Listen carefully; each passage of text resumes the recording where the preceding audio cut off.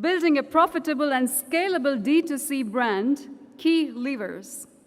For this session, for this panel discussion, may I now invite the moderator on stage, Director, Digital at KPMG, Mr. Ayush Gupta. Mr. Ayush Gupta is Director with KPMG Digital Consulting and anchors the firm's focus on digital strategy and transformation consulting. Over the last more than a decade with KPMG, he has led client engagements related to revenue growth, customer experience, loyalty management, cost optimization, and innovation. Warm welcome. Our panelists for this session would be co-founder, The Man Company, Mr. Bhisham Bhateja. Let's welcome him again on the stage with a big hand. Thank you very much. As a co-founder of the Man Company, a premium men's grooming product company, Mr. Bhisham Bhateja, along with the Man Company, has created a startup business with over 20 products to serve the diverse needs of style-conscious men. Our next panelist would be founder and CEO, Innovist, Mr. Rohit Chawla. We will warmly welcome Mr. Rohit Chawla on this stage. He is the founder and CEO of Innovist. Innovist is the parent company of D2C personal care brands Bare Anatomy, Chemist, At Play, India's first ceramide-based skincare brand, and Sunscoop, the sunscreen experts. He spearheads the business strategy and finance. Mr. Rohit Chawla, warm welcome. And next we have in this panel, co-founder Shipway, Mr. Gaurav Gupta. Welcome back to the stage. As an entrepreneur, Mr. Gaurav Gupta has always been typical for figuring out the problems and providing real solutions at a high scale. Shipway is a SaaS-based e-commerce automation platform currently integrated with a number of different shopping carts, including some big marketplaces and D2C merchants delivering an excellent shipping experience. And next we have in this wonderful panel, co-founder ANS Commerce, Mr. Amit Monga. Let's welcome him warmly, ladies and gentlemen. Mr. Amit Monga is one of the co-founders of India's #1 full-stack e-commerce enabler, ANS Commerce. An e-commerce veteran with 11 plus years of experience, he started a couple of ventures, Fitrati, Fit Recongen, and esportsbuy.com, the latter of which he sold to Snapdeal. Warm welcome. And our final panelists for this session would be founder Snapmint, Mr. Abhineet Sawa. Let's welcome him with a big hand. Mr. Abhineet Sawa leads the product, marketing, and business development for Snapmint. Prior to Snapmint, he has led growth marketing for B2C companies such as Jabong, Oyo, Ola, and Swiggy. We will now begin this discussion. Please. Carry it forward, moderator.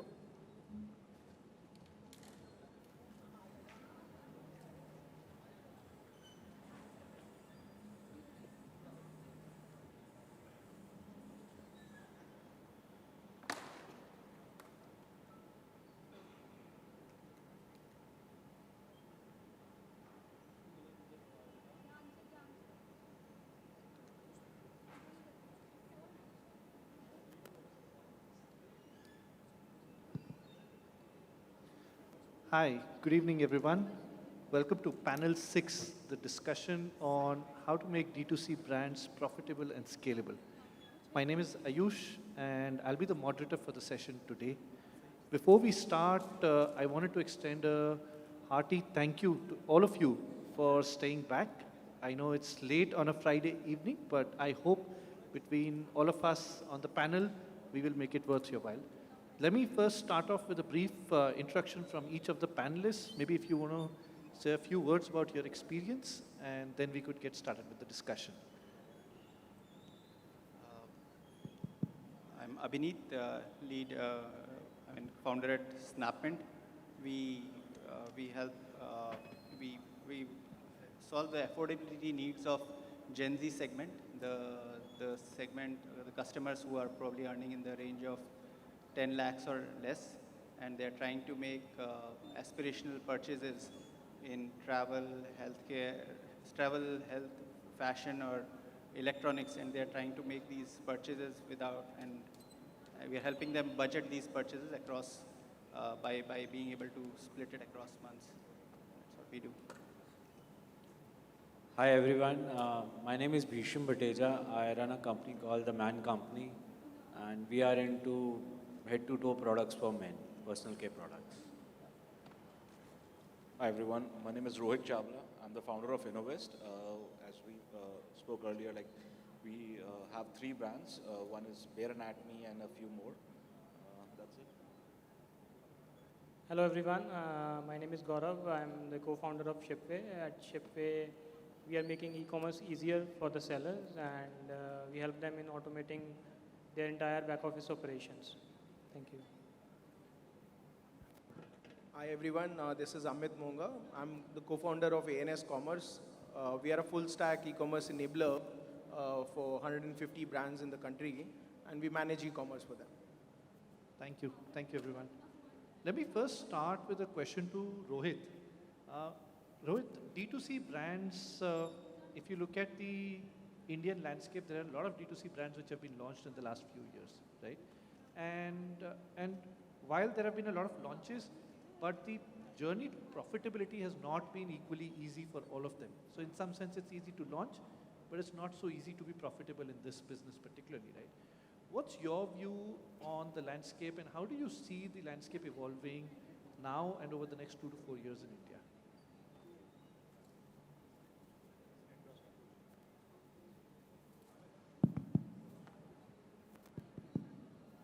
So I think it's an interesting question. I think the market has definitely picked up a lot of interest. First, because a lot of entrepreneurs jumped into the space and it got a lot of funding. So it's like a cycle, right? You know, it gets more prominent and hence more entrants as well. And because more entrants are coming, some think through it and some don't, because there's a lot of Me Too that happens. It has happened, I think, earlier as well. So the differentiation in the product starts getting diluted, and it's even more difficult for the consumer at the end, right? And that's why we'll have to figure out the niche like you want to serve and some kind of competitive advantage in the long run that really helps you grow sustainably. Otherwise, it's going to be very, you know, like it's like a, I don't know, it's like very competitive otherwise. There has to be some differentiation, some need that you're serving for the customer, which is very different. And obviously being first does really help in some way because, you know, if you're first in consumer's mind, it does help. But as long as there is a very unique proposition for the customer. Sure. So differentiate your product and be first in the market. If you can. Okay. Interesting. Maybe let's take a different view. Gaurav, you know, given a lot of the work that you do, I think in D2C brands, one of the biggest challenges in recent years has been the entire supply chain and logistics piece, right? A lot of D2C brands realize that logistics is what impacts customer experience, but it's also where the largest cost is in terms of cost of fulfillment. What are some of the situations or, you know, interesting experiences you have had as with brands as they have tried to reduce their cost of fulfillment or improve their customer experience through operations? All right. So first of all, like we have to understand, like it's not the logistics cost that's very high, but the major cost that majority of the brands are having is the RTO cost, right? The RTO cost or the orders are not getting delivered. So even if the brands control the RTOs, like there are multiple playbooks around how you can actually control the RTOs by at least removing the COD option for the high risk customers and like following up automated follow-ups on the non-delivery orders or orders which are not delivered due to some reasons or customer would like to reschedule. So helping the customer in an automated manner. So these kind of things actually help in reduce the RTO, which eventually cut the shipping cost, or you can say the majority of their cost. But above that, like once you reach a decent scale, for example, you reach a 10,000 orders or 20,000 orders a month scale. So you can invest on the like dark stores, right? So where you can keep your inventory at multiple warehouses and keep your inventory close to your customer and ship your customers in a fast and an easy manner, and thereby reducing your RTOs also and highly reducing your shipping costs as well. So for example, you are shipping from Delhi to Northeast or South, right? So instead of that, so if you are having a good volume and low number of SKUs, so it makes sense for you to have dark stores. And talking about like Rohit, adding on the Rohit, how the product differentiation, if we talk about, so that is very important. And once you ship the order, so there are multiple touch points where you can engage the customers and reduce and like put your why your brand exists, or what is the message that you want to give, how you can actually connect with the customers, what are the key differentiating factors that your business have. For example, there's an elements brand selling elements. So they sell like our elements are like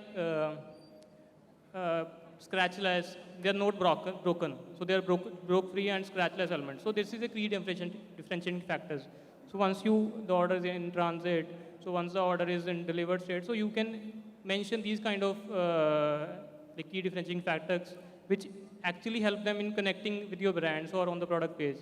And similarly, like we have brands like Mamaearth and Biotic, so they promoted their brands heavily on the Ayurvedic recipes, right? They created the awareness. This is how we are actually differentiating factor. And now we are seeing another advanced stage, like where new brands are coming up with even the sourcing of the products, like from where the ingredients are being sourced, right? So these kind of things are actually helping you making the brand and running your business in a sustainable manner. Interesting. Interesting thoughts. Okay, maybe let me go from there to Bhisham.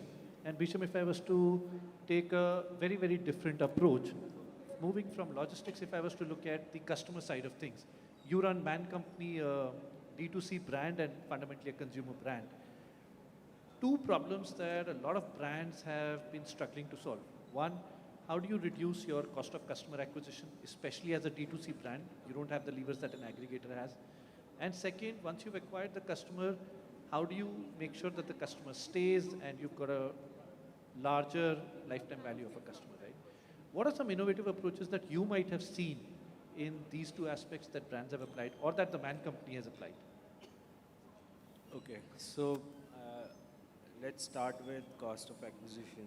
Sure. So first of all, as Rohit said, that your product has to be differentiated. So as long as you have a differentiated product, there is a very high possibility that cost of acquisition will definitely be low as compared to the brands or products where it's a Me Too product. Everybody is fighting for that particular keyword, which you are also targeting, what he is also targeting. So cost of acquisition will be high. So yes, cost, if you have a differentiated product, cost of acquisition will be low.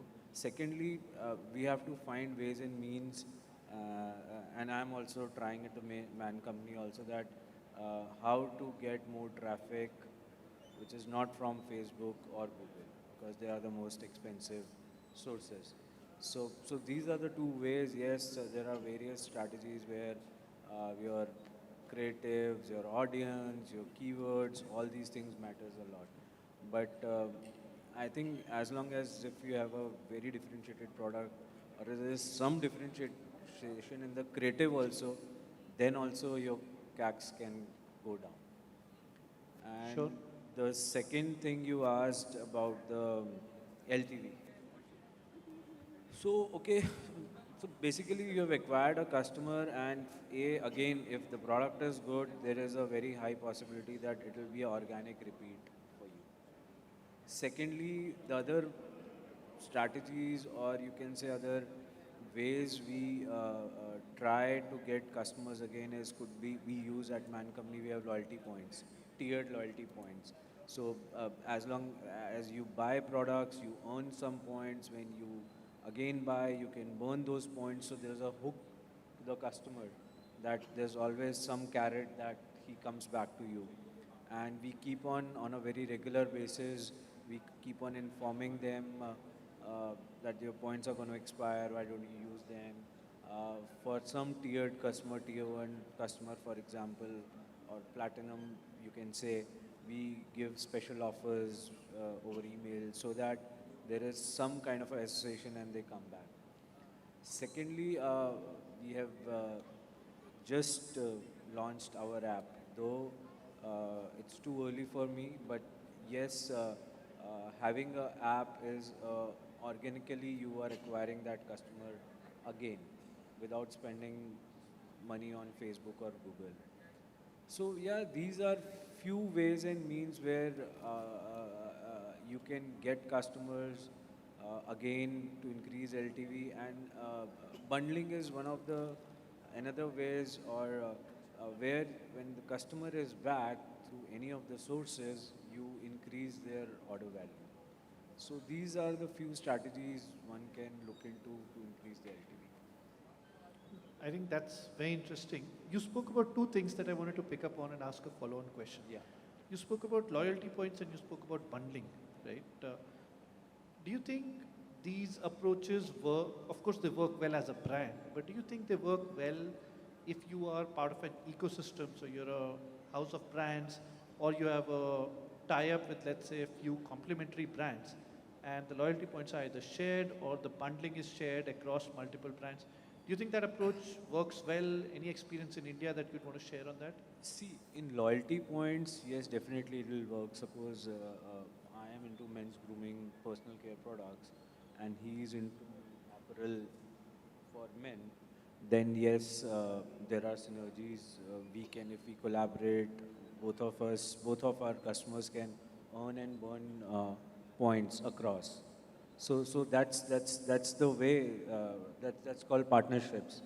That's called Partner partnerships. ecosystem. Actually, in my first thing where you want to reduce CAC, partnerships is one of the other strategies what we use.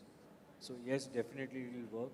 Secondly, bundling may not work because yeah, cross promotions at times work. Like some customer is there on my side and he may get some offers for his apparel brand. So that way, yes, these synergies can work, but bundling of cross brands, I'm not sure on that, how it will work. Okay, so essentially, house of brand approach works on loyalty, not so much on bundling, is what you're saying. Uh, yeah, but if I am running, that's my house of brand, I have all the three brands under my umbrella, then yes, I can make some synergies. But if I have to partner with an outside brand, then it'll be very difficult. But if I own all the three brands, then that definitely will work. Got it. Got it. Next question is to Amit. Amit, a lot of the levers that were discussed just now, whether you look at loyalty, whether you look at being a differentiated product and keywords, etc., they require a very different approach to technology and data. And while D2C has always been a tech and data first business, but we wanted to hear from you, what are some innovative approaches that companies have taken in terms of tech and data to enable this, which stand out in your mind vis-a-vis others? Any thoughts? Sure. So I think it's very important for brand to realize what works for them. There's no one-size-fits-all strategy for everyone. For different product categories, the strategies are different depending upon the age of the brand. If it's a new brand versus a traditional brand, whether they have an offline business and they're trying to go direct to consumer versus they are a new age digital first brand with a very different strategy on reach. It's different strategies for different brand. In terms of levers and what you make of the data, it's very important, and that's what differentiate a working strategy from a Me Too strategy is what do you want to optimize on? What do you want to focus on? Are you trying to experiment a product in the market and see the fitment of which customers would react to what? Are you trying to check your pricing sensitivity? Or do you already have a product which is very well tested, you know the customer audience, and now you're trying to expand that audience and trying to penetrate, in which case it becomes very, very important to have a competitive analysis, competition benchmarking, where do you stand among the competition, versus if you already are a market leader and you're trying to grow sustainably at a certain scale, the P&L view becomes even more important at that point of time. where you need to ensure you're building for long term. You're not just acquiring customers left, right, and center, unless obviously there's a strategic reason why you're doing it. In terms of the data leverages, we have seen brands operating in a very, very different manner altogether. And direct to consumer enables that. You get direct insight into what your consumers are behaving when they come on your website, and why they're shopping, what kind of shopping behavior they enable. Uh, it's not just the front end data, it's also about the operational efficiencies that you build in. On the differentiation point on the product, I've seen a lot of brands also differentiating not just on the product could be one of the many, but they would differentiate on the customer experience post-purchase. Are you making it available for the consumer when they need it? Are you personalizing it to the level which makes it feel more resonating to their requirement? That's also a differentiator. That's a experience differentiator. That's where the operational part becomes very, very important. And your strategies around whether you want to do a same day delivery, next day delivery, or you want to make sure that you are providing subscription solutions, which are, especially in a healthcare sector, where the availability of the product at a certain time frame becomes very, very critical. I think those are very, very important when you look at the data over there. Interesting. So it changes by sector. If you're in healthcare sector, it works differently. If you're in apparel, it works differently. And you're saying differentiate not just the product, but also the customer experience. Okay, I think interesting. Let me from there go to Abhineet. Abhineet, you run a successful financial services company, and therefore we wanted to get your thoughts. If we look at e-commerce as a whole, not just D2C, we've seen payment solutions, particularly credit, drive a lot of growth in India for e-commerce, right? How do you see that playing a role in D2C? Do you think D2C is also going to be driven a lot by credit and payment solutions, or do you think not so much, and the journey will be very different for D2C brands in India? Hello. So I'll tell you how we started. In the beginning, my partner was running an ad tech company, trying to solve for return on ad spend he was running a campaign with a furniture company and running an EMI campaign for them with one of the famous brands, Bajaj. And when they ran the campaign, we saw a lot of customers come to their website. A lot of them came. There was roughly that campaign had a very high click-through rate, very high number of people adding products to cart. And at the payment page, the conversions were really low. And that's when we spoke to customers, we realized that customers don't have EMI options, although they want it a lot. So that's when we decided that instead of running an ad tech company, let's solve for credit for the customer. And then we started a small portal and we started selling mobile phones on installments. And we saw initially some customers coming and buy, and we also added a set of vouchers that were available in terms of Amazon, Flipkart, and different we added. And we want to see what customers buying. And we saw, initially we thought customers will be buying like large ticket price point products. And we saw a lot of customers buy 1,000 rupee vouchers on installment, buying even offline products like Max, Pantaloons, and those kind of products on vouchers of those. And we were like quite puzzled in terms of it was an experience, something behavior we were not expecting. So we called up customers and we realized these are all Gen Z segment, 26, 27-year-old customers from tier 2, self-employed, or just into job customers. And they said, we don't have credit cards and all those things, and we don't need it to buy like smartphones and maybe appliances we buy once in a very less frequently. But we buy like 10 fashion products in a year, 3 to 4 gadgets in a year, so many grooming products in a year. And for that, we need an installment, or travel we book very frequently. And we are quite constrained in terms of our budgets, and sometimes we delay our purchases. We sometimes say that we settle for a discounted purchase. But if we are able to get a solution that helps us budget it, then they end up buying a higher price point product, and the conversion rates goes up. So we have partnered with a lot of brands, like in the D2C brands like high price point brands like mattresses and home thing, where EMI is kind of a norm. And then we have also gone with a lot of beauty, fashion, shoe, and apparel brands. And there, again, unlike the conventional wisdom, a lot of brands have seen a huge uptick in orders, and that too from tier 2 and young segment, which doesn't have the traditional credit products. And one of the other side benefits that our partner brands saw beyond being able to acquire that customers or increase their return on ad because the conversion is higher, they saw that a lot of these customers were earlier would have chosen a COD option, cash on delivery. So they are now using a prepaid instrument. So they see an uptick in prepaid and then hence a reduction in RTO as well. So there are all these things that are working well for the e-commerce and even the D2C. For us right now, we are partnered with around 250 D2C brands across multiple categories, and all of them see anywhere between 8 to 20% conversion uptake with our product. Interesting. So you're saying that credit is not just driving growth, but is also driving profitability for the brand by reducing the RTO and reducing the COD aspect of the business. Okay.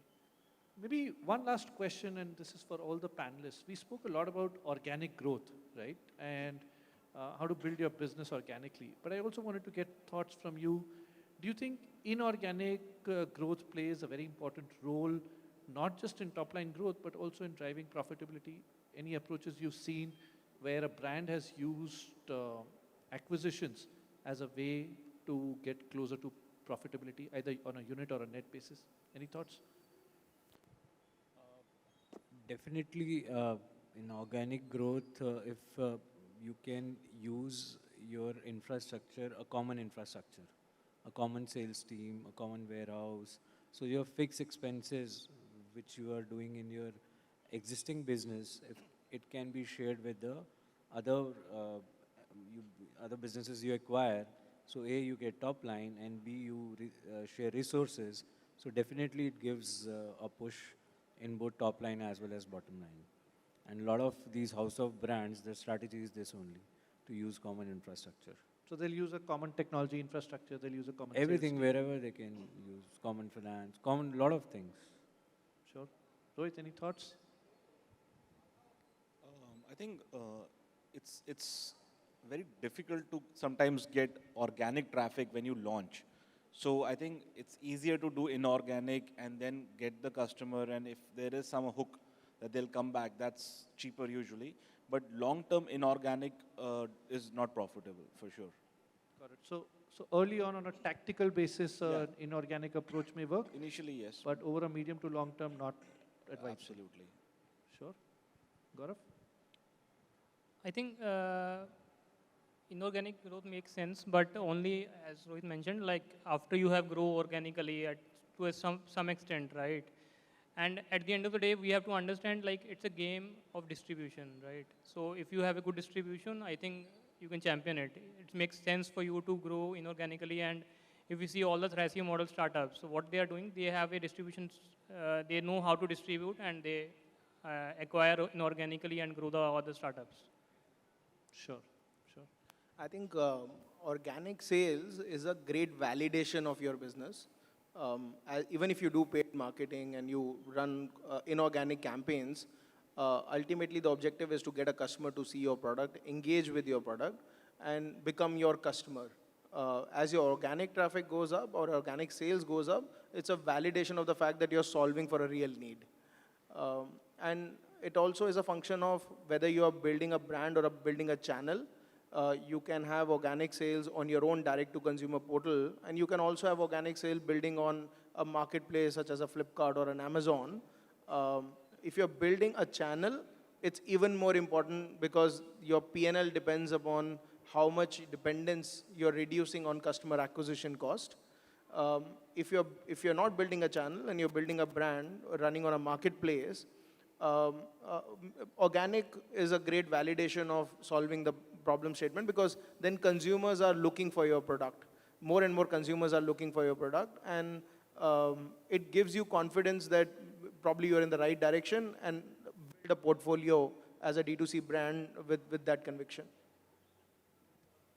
I think we are quite early to do some acquisitions or inorganics, but we do, for our business, we see a lot of data streams as a key source of enabling us giving credit to customers.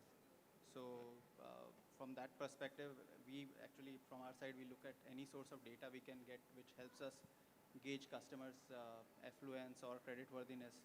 So I mean, there were some API companies that really helped us. We acquired one technology there, not a for acquisition, but that was a small company. We just took their technology. That helped us a lot in cutting down